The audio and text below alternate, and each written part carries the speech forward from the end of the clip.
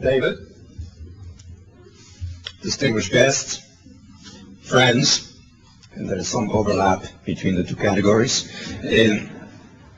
It's very touching to be introduced by a close friend, a colleague who worked very closely with me for 4 years, with whom we tried to forge policies that would be responsive to the realities of power and to the demands of principle. And to the extent that there were any accomplishments to which I can lay claim, I am certainly more than eager, rightfully so, to share them with David Aaron. What more can I say about that introduction? Since our relationship with President Jimmy Carter was evoked, perhaps the only additional thing I can say is to repeat what he recently said after being equally generously introduced. He came up to the podium and he said, "Of all of the introductions I have ever heard, this one was the most recent."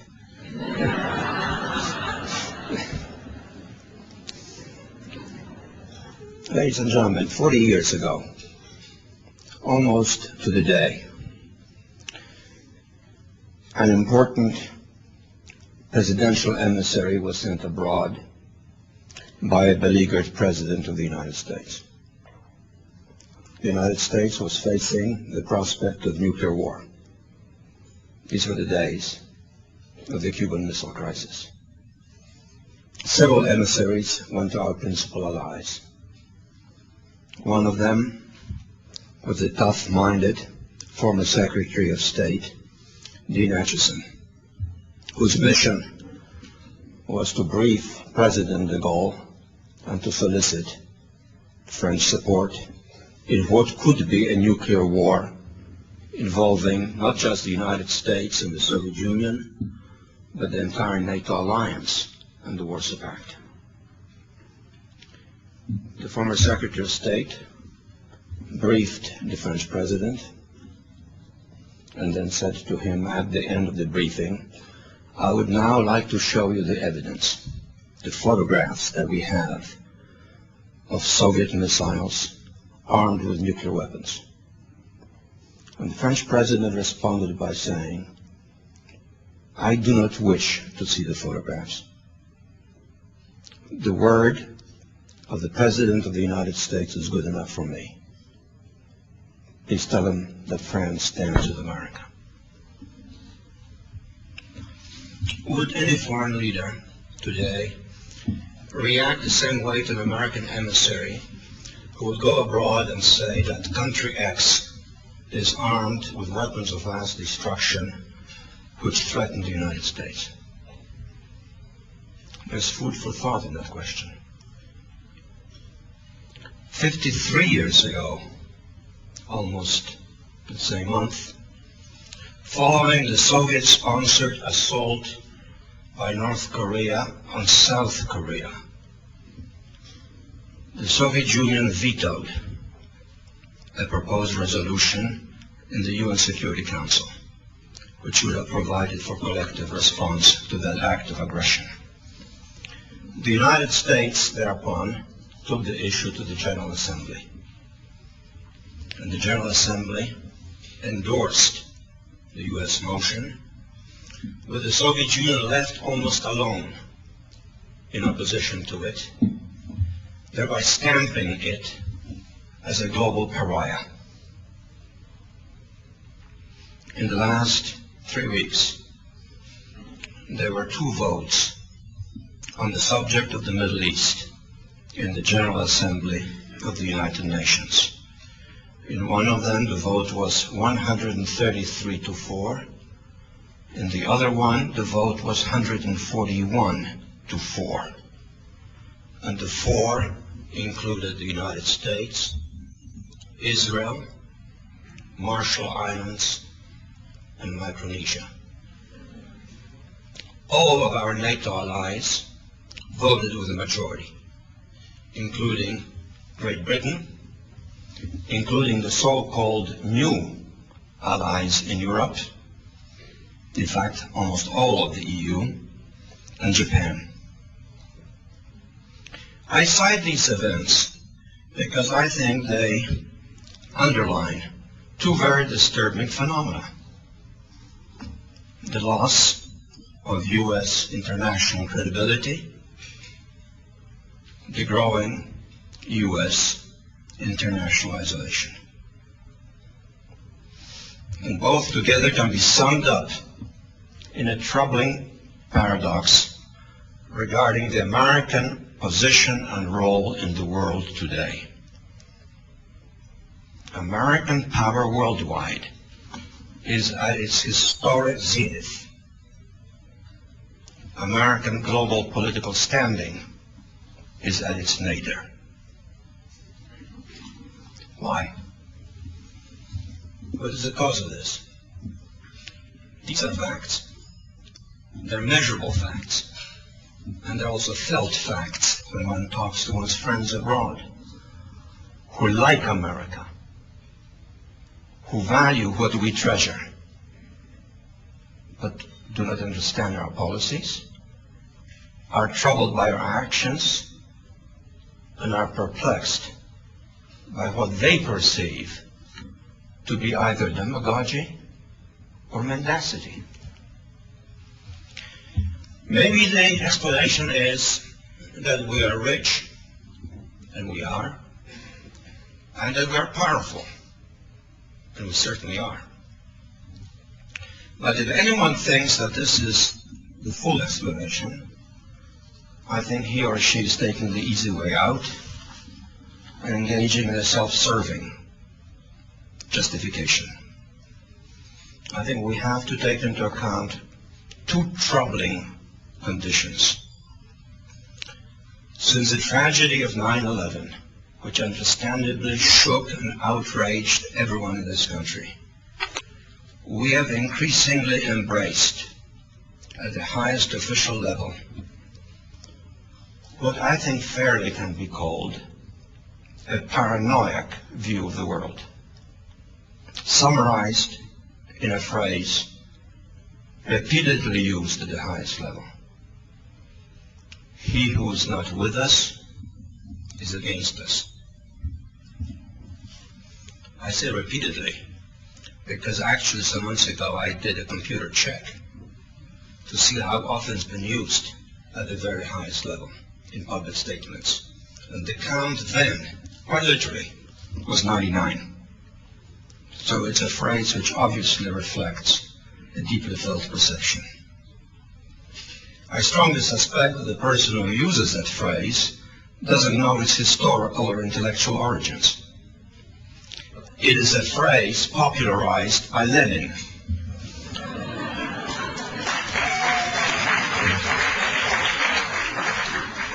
When he attacked the Social Democrats on the grounds that they were into the Bolsheviks, and therefore he who is not with us is against us and can be handled accordingly. This phrase, in a way, is part of what might be considered to be the central defining focus that our policymakers embrace in determining the American position in the world. And it's summed up by the words war on terrorism. War on terrorism defines the central preoccupation of the United States in the world today.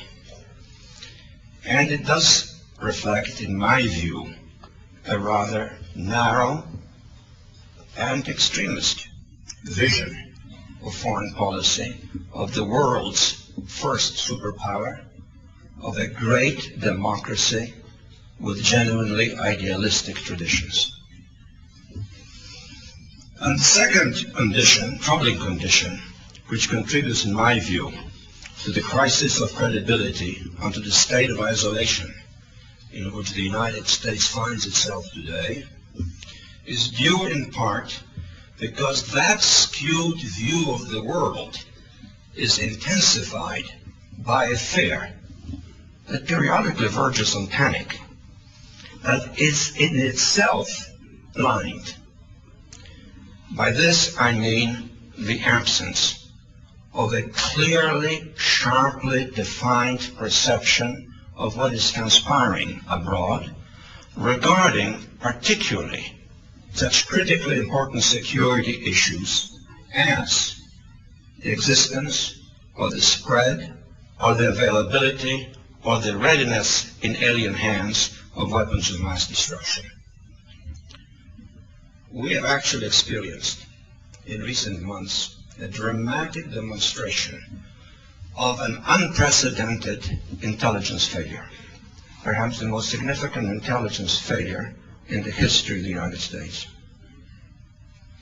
And that failure both contributed to and was compensated for by extremist demagogy, which emphasizes the worst case scenarios, which stimulates fear, which induces a very simple dichotomic view of world reality. And I think it is important to ask ourselves as citizens, not as Democrats attacking the administration, but as citizens, whether world power can really provide global leadership on the basis of fear and anxiety. Can it really mobilize support, and particularly the support of friends that tells them that if you're not with us, you're against us? I think that calls for a serious debate in America about the role of America in the world. And I do not believe that that serious debate is satisfied simply by a very abstract, vague, and quasi-theological definition of the war of terrorism as the central preoccupation of the United States in today's world.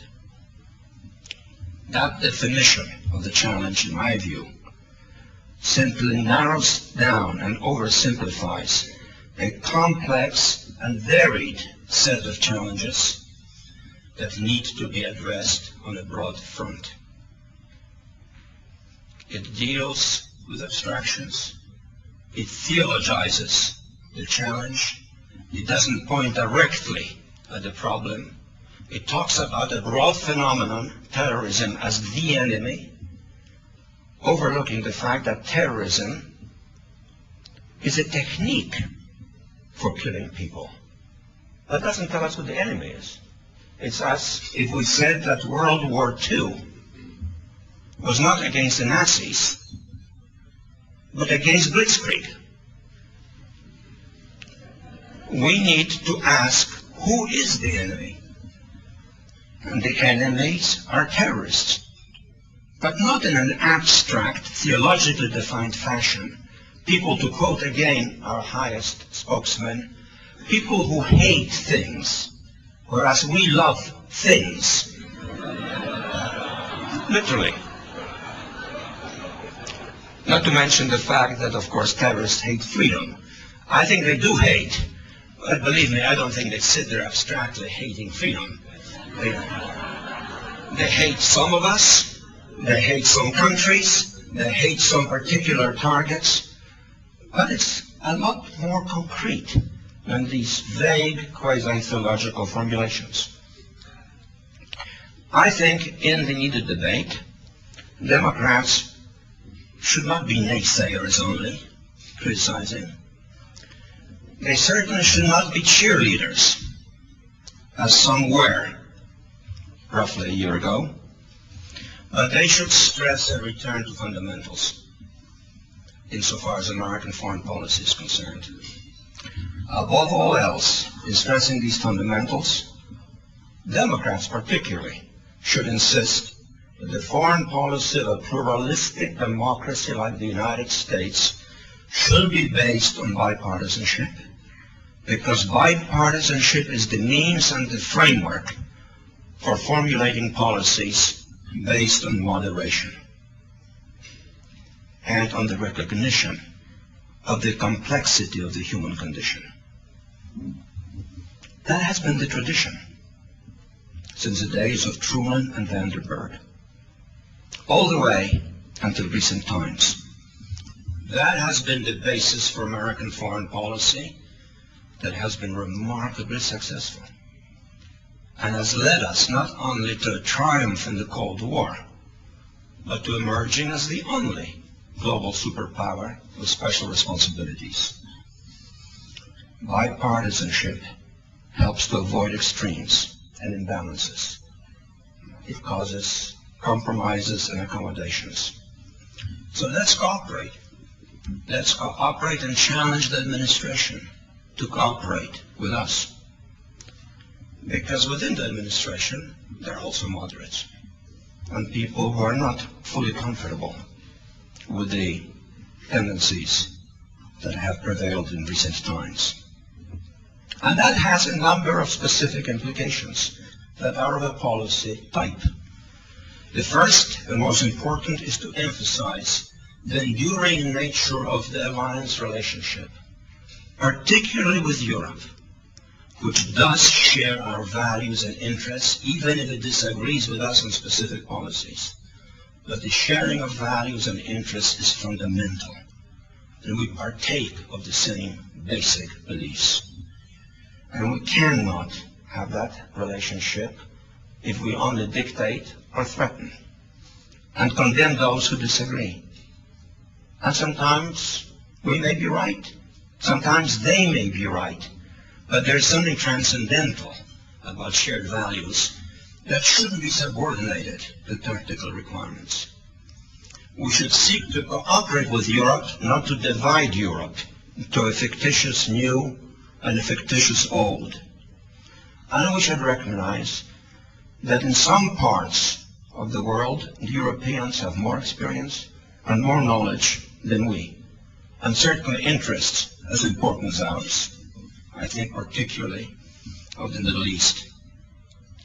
We should be therefore supporting a larger Europe. And in so doing, we should strive to expand the zone of peace and prosperity in the world, which is the necessary foundation for a stable international system in which our leadership can be fruitfully exercised. Part of the process of building a larger zone of peace involves also engaging Russia and drawing it into a closer relationship simultaneously with Europe and with the Euro-Atlantic community. But we can only do that if we are clear as to what we are seeking in pursuing that strategy. And I would say that what we ought to be seeking unambiguously is the promotion of democracy and decency in Russia, and not tactical help of a very specific and not always all that very useful type, purchased at the cost of compromising even our own concept of what democracy is. I am troubled by the unqualified endorsements of a government in which former KGB types are preponderant as a successful democracy. And that has been the judgment rendered at the highest levels, again within the last few weeks, without any qualification. And in fairness, we have to say that some of that happened before this administration assumed office as well. And we should be aware of that. And if we're going to pursue a bipartisan policy, let's be willing also to accept some shortcomings on our part. But if Russia is to be part of this larger zone of peace, it cannot bring into it its imperial baggage. It cannot bring into it a policy of genocide against the Chechens, and cannot kill journalists, and it cannot repress the mass media. And I think we should be sensitive to that, even if they do not arrest oligarchs with whom some of our friends on K Street have shared interest. That is not to be approved, it is to be condemned, but surely there are deeper causes for emphasizing that it is important that Russia should move towards democracy. To increase the zone of peace is to build the inner core of a stable international zone.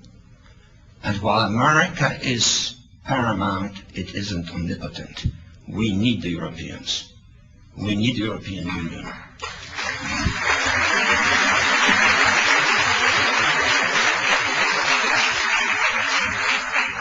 And we have to consistently strive to draw in Russia, while at the same time being quite unambiguous in what it is that disqualifies Russia still from genuine membership in the community of democratic law-abiding states. Secondly, we have to deal with that part of the world in which it is a zone of conflict and try to transform it into a zone of peace. And that means, above all else, the Middle East. In Iraq, we must succeed. Failure is not an option. But once we say that, we have to ask ourselves, what is the definition of success? More killing, more repression, more effective counterinsurgency, the introduction of newer devices of technological type to crush the resistance, or whatever one wishes to call it, the terrorism? Or is it a deliberate effort to promote, by using force, a political solution? And if there's going to be a political solution in Iraq, clearly I think it is obvious that two prerequisites have to be fulfilled as rapidly as feasible, namely the internationalization of the foreign presence in Iraq, regarding which too much time has been lost, and which is going to be increasingly difficult to accomplish, in spite of the somewhat dialectical successes with which we are defining progress in Iraq lately.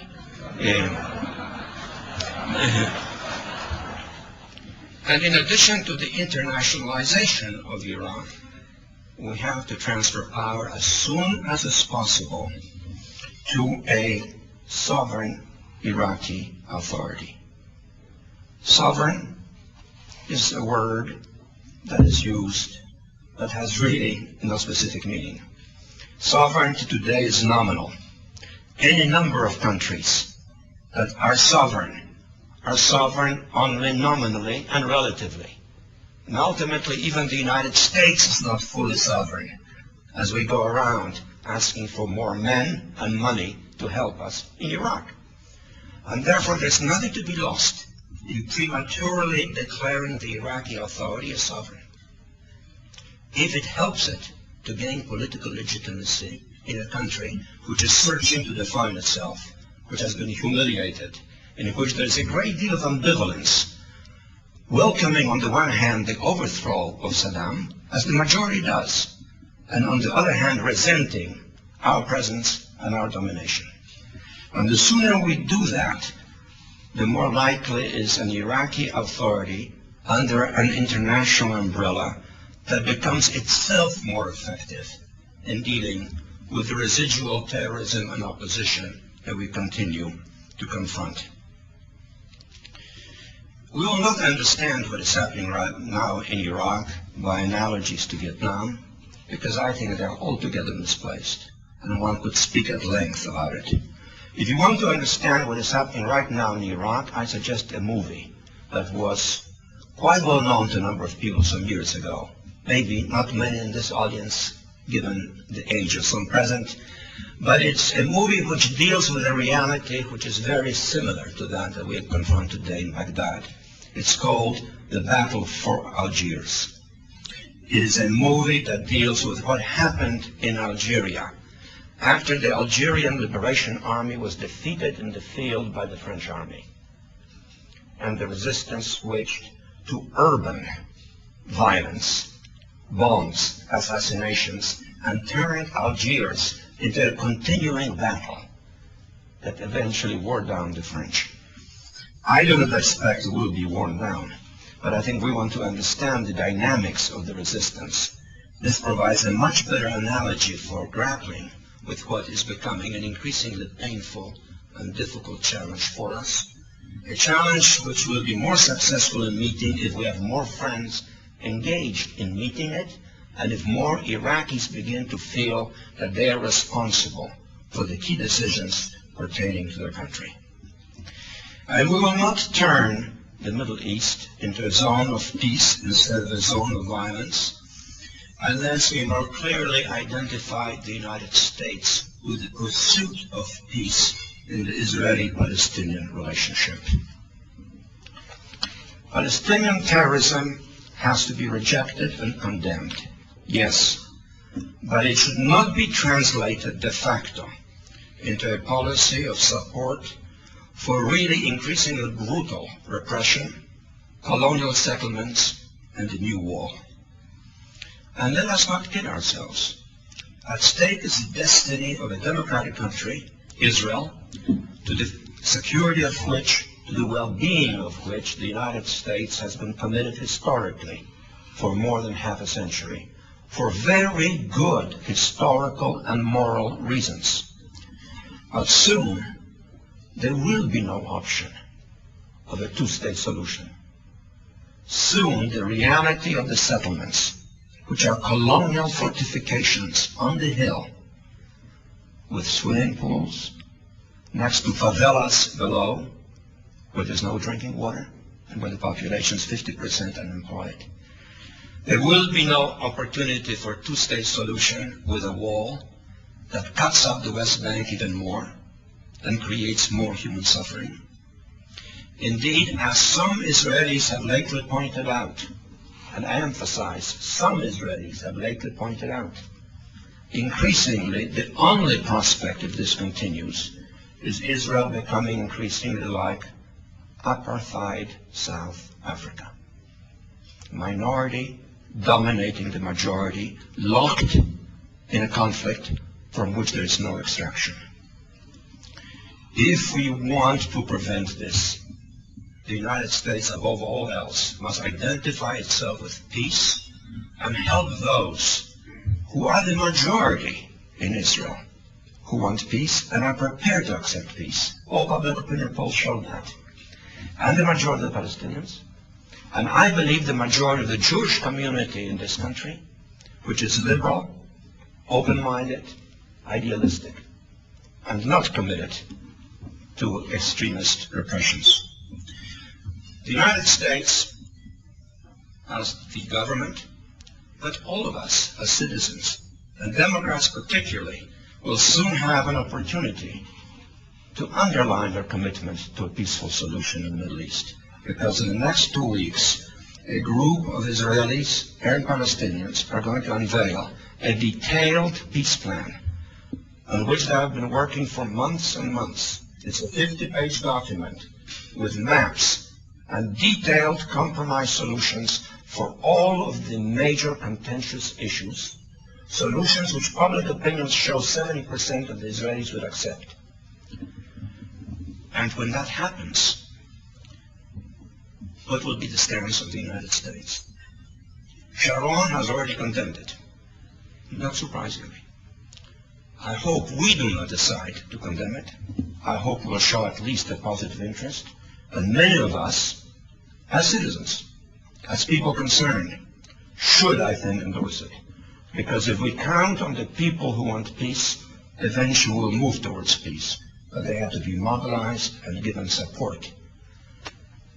And I think one of the reasons that that support from the United States has not been forthcoming is in fact political cowardice, which I think is unjustified, because I have real confidence in the good judgment both of the Israeli people and of the American Jewish community, and more basically of the basic American preference for a moderate, peaceful solution. And the last third area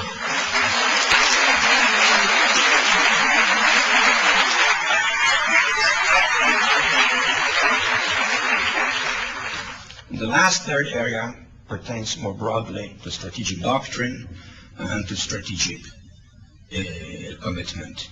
It involves trying to deal with nuclear proliferation.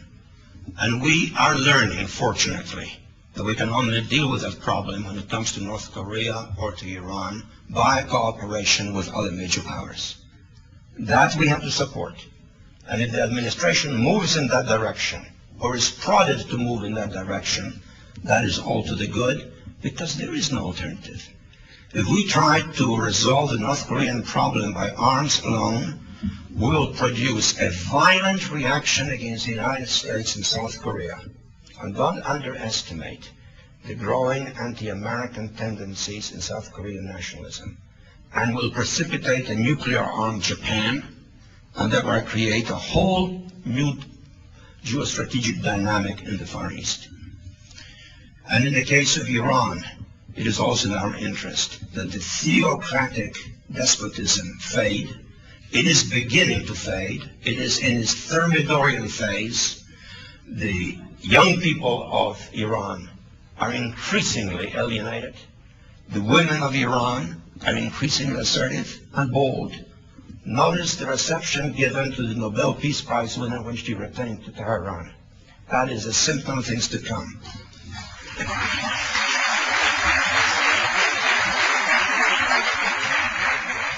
And if we take peremptory action, will reinforce the worst tendencies in the theocratic fundamentalist regime, not to speak about the widening of the zone of conflict in the Middle East. But beyond that, we still have one more challenge in the area of strategic doctrine, which is how to respond to the new conditions of uncertainty, of weapons of mass destruction perhaps eventually being available to terrorist groups. And here I think it is terribly important not to plunge headlong into the tempting notion that we will preempt unilaterally on suspicion, which is what the doctrine right now amounts to. The reason for that being is we simply do not know enough to be able to preempt with confidence. And that, to me, involves one fundamentally important lesson. We have to undertake a genuine national effort to revitalize and restructure our intelligence services. For 4 years, I was the principal channel of intelligence to the President of the United States. And we had a pretty good idea of the nature of the security challenge that we faced, because the challenge itself was based on highly advanced scientific technological system of arms. Today, the problem is much more difficult. It's more elusive. We're not dealing with nuclear silos and coordinated structures necessary for an effective assault on American security. Structures that we could begin to decipher and also technologically seek to undermine or, in the event of warfare, paralyze. And we were really remarkably well informed and in some respects prepared for a central nuclear war, to a degree to which we certainly are not today in dealing with the new challenges of security. And these can only be addressed if we have what we do not have, a really effective intelligence service. I find it appalling that when we went into Iraq, we did not know if they had weapons of mass destruction. We thought they had weapons of mass destruction, based largely on extrapolation. But that also means that our commanders in the field went into battle without any knowledge of the Iraqi WMD order of battle. They did not know what units, brigades or divisions in Iraqi armed forces were equipped with what kind, allegedly, of weapons of mass destruction. Were there chemical weapons on the battalion level or on the brigade level?